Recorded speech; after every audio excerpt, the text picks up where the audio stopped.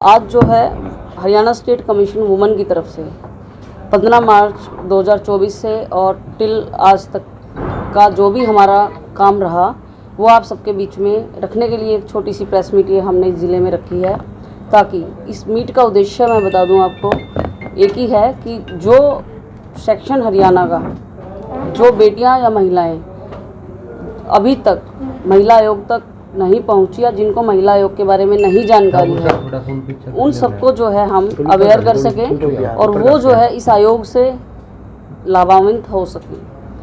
हमने जो है परसों गुड़गांव में एक अवेयरनेस कैंप रखा था, गुड़गांव के एक महिला कॉलेज में, गवर्नमेंट महिला कॉलेज में। और जब मेरा पहला सवाल वहाँ की बच्चियों से था, लगभग 1200 स्टूडेंट्स का कॉलेज था वो, कि क्या आपको महिला आयोग के बारे में पता है, तो पता नहीं कैसे वो बच्चियाँ जो है महिला आयोग से परिचित नहीं थी। तो निश्चित रूप से अगर हम इस तरह की प्रेस मीट रखेंगे और एक मैसेज सोसाइटी तक पहुंचाने की कोशिश करेंगे कि किस तरह से आयोग काम करता है, क्या आयोग जो है बेटियों की सुरक्षा को लेकर काम करता है, तो कोई भी बेटी हरियाणा की किसी भी क्राइम का शिकार नहीं होगी। और अगर किसी के साथ कोई मिसहैपनिंग होती है तो निश्चित रूप से उसको जो है तुरंत समाधान और सुरक्षा देने का काम जो है आयोग करेगा। 15 मार्च 2024 से और आज तक टोटल हमारे पास 1208 कंप्लेंट आई हैं, जिसमें से हमने लगभग 95% कंप्लेंट्स पे काम किया, जो कि हमारी 95% केसेस हमने सॉल्व करने का काम किया। और मैं कहूँगी कि ये बहुत बड़ा डाटा है जिस पे जो है आयोग काम करने में सक्सेस रहा। और जो 5% लगभग केसेस पेंडिंग में हैं, वो भी किस तरह की पेंडेंसी है वो मैं आपको बताना चाहूँगी। कुछ केसेस ऐसे आते हैं आयोग के पास जो टू कोर्ट आते हैं।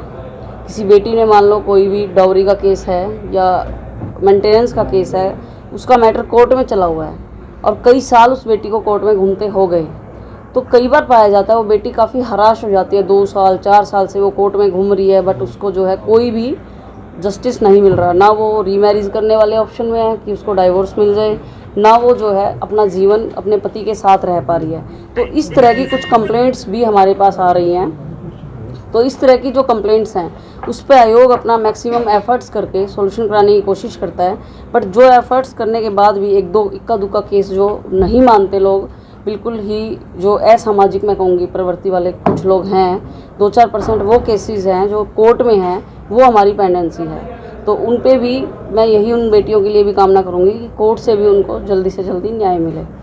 इसके अलावा आज तक 15 मार्च से और आज तक जो केसेस आए उसमें मैक्सिमम केस हरासमेंट के, डाउरी के, और हमारे पास रेप केसेस, किडनैपिंग के केसेस, प्रॉपर्टी या मेंटेनेंस डिस्प्यूट के केसेस, सेक्सुअल हरासमेंट के cases, harassment at work place के केसेस, हरासमेंट बाय पुलिस के केसेस और साइबर क्राइम से रिलेटेड केसेस रहे। जिसमें से परसों गुड़गांव में एक ऐसा मैटर आया जो कि हमारे ही एक पुलिस के कर्मचारी पुरुष ने सेकंड मैरिज की, और वो सेकंड मैरिज जब उसकी फर्स्ट वाइफ ने कंप्लेंट दी, पुलिस वालों ने ही जहां कंप्लेंट हुई थी जो है प्रूव भी करके दिखाई कि इसके फैक्ट्स जो है क्लियर हो चुके हैं, कि मैरिज की फ़ोटोग्राफ्स भी हैं, सब डिटेल्स भी हैं। सेकंड मैरिज वाली वुमन के साथ एक छोटा बेबी भी है, इवन एक दूसरा बेबी होने वाला है। और वो जो सेकंड वाइफ उनकी थी वो भी हमारी एक महिला पुलिसकर्मी ही है। तो ये एक बहुत पहली बार इस तरह का केस सामने आया जिसने जो है बिल्कुल जो बहुत ही मैं कहूँगी निंदनीय है। और क्योंकि एक डिपार्टमेंट पुलिस ऐसा है जिस पे जो है हर व्यक्ति, हर नारी, हर महिला 100% जो है विश्वास करती है, और 100% वो लोग हमारी सेफ्टी, समाज की सेफ्टी के लिए भी काम करते हैं। नंबर ऑफ कंप्लेंट्स जो हैं वो इसलिए हैं कि लोग अब अवेयर होने शुरू हुए हैं। और अचीवमेंट की बात करूँ तो चाहे लीगल अवेयरनेस की बात करो या महिला थानों के काम में सुधार की बात करें, कि वहाँ बेटियां जो जाती हैं, कई बार सुनने में आता था कि वहाँ उनसे अच्छा व्यवहार नहीं किया जाता, बट आज आपको रेयर कोई बेटी मिलेगी, वैसे मिलेगी नहीं, आज उनकी 100% में सुनवाई होती है।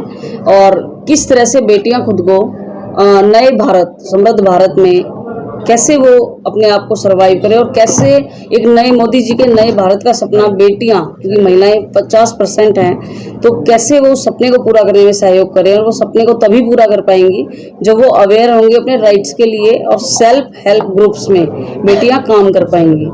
तो महिलाएं सशक्त होनी भी ज़रूरी हैं और स्ट्रॉन्ग होनी भी ज़रूरी हैं। तो सभी फील्ड्स में आयोग जो है उनको सशक्त करने में, सेफ करने में काम करता है। तो यहाँ की बेटियां पहले जुल्म सहती थी, अब कोई बेटी पूरे हरियाणा की जुल्म नहीं सहती, बल्कि बुलंद आवाज के साथ आपके सामने आती है। तो वो आंकड़ा बढ़ नहीं रहा, उल्टा जो दबा हुआ चीज़ था वो सामने आ रहा है और उस पर सोल्यूशन का काम भी किया जा रहा है। कि हमारे जितने भी चौकी हैं, जितने भी थाने हैं, सब में हमने 2 महिला एएसआई देने का सरकार ने काम किया है। और उसके बाद अब आप जब महिला थाने में जाओगे आपको कोई क्राउड नहीं मिलेगा, क्योंकि जो जहाँ की कंप्लेंट है वो नियरेस्ट थाने में जा रही है, नियरेस्ट चौकी में जा रही है। तो महिला थाने में वही कंप्लेंट्स आ रही हैं, या तो कोई हमारी बेटी अपने थाने से सेटिस्फाई ना हो, या जिसको ये पता ही नहीं कि मेरे नियर बस चौकी में या थाने में एएसआई है, वो स्पेसिफिक महिला थाने में ही कंप्लेंट दे रही है। लेकिन आज पूरे हरियाणा के महिला थानों की मैं बात करूं तो महिला थानों की स्थिति 2017 और 20 से बहुत ही मच बेटर है। अब महिला थानों की कोई रेयर शिकायत आए तो आए, अदरवाइज हम खुद जाके कंप्लेनेंट से फ़ोन, उनके जब महिला थाने की हम विजिट करते हैं तो हम कंप्लेनेंट से रजिस्टर से बात करते हैं, डी और पी दोनों रजिस्टर से। तो ऑलमोस्ट कंप्लेनेंट सेटिस्फाई होती हैं, उन पे बहुत अच्छा महिला थाना जो है काउंसलिंग का भी और सब तरह से उनको काम कर रहा है। हमारे पास सबके पास आज टैब और फ़ोन है, और जितना साइबर क्राइम है वो सिर्फ 2 ही चीज़ों से मिलकर होता है, एक इंटरनेट, कंप्यूटर और फ़ोन। जब बच्चे टेक्नोलॉजी का ठीक यूज़ करते हैं, अपने फ़ोन में स्ट्रॉन्ग पासवर्ड डालते हैं, उनको ये पता होना चाहिए, पब्लिक प्लेस पे जो है चार्जर का यूज़ ना करें, कुछ छोटी छोटी टिप्स जब हम उनको बताते हैं और वो उन चीज़ों पे काम करते हैं, तो मेरा मानना है कि साइबर ठगी नहीं हो सकती। साइबर ठगी को रोकने के लिए सबसे पहले हमें खुद से शुरुआत करनी पड़ेगी। अब हम कहीं पे भी एयरपोर्ट पे जाते हैं या रेलवे स्टेशन पे जाते हैं, अपने फ्रेंड के घर चले जाते हैं, कहीं पर भी चार्जर में फ़ोन लगा देते हैं चार्ज करने के लिए। तो हमें हर व्यक्ति तक ये मैसेज देना है कि आप जो है साइबर ठगी से तभी रुक सकते हो जब आप खुद को जो है सिक्योर बना के चलोगे, खुद को नॉलेजेबल बना के चलोगे कि कैसे हम खुद को साइबर ठगी से रोकें।